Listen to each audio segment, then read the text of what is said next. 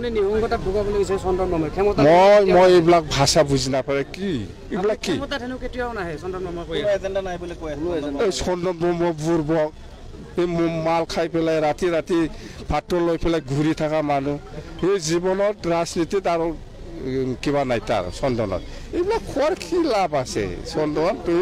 নিহংগতা ভুগাবলৈ গৈছে চন্দন মামাই ক্ষমতা মই এইবিলাক ভাষা বুজি নাপায় কি এইবিলাক কি ক্ষমতা হেনো কেতিয়াও নাহে চন্দন মামা কৈ এজেন্ডা নাই বুলি কৈ এই চন্দন মামা বুৰ্বক এই মাল খাই পেলাই ৰাতি ৰাতি ভাতটো লৈ পেলাই ঘূৰি থকা মানুহ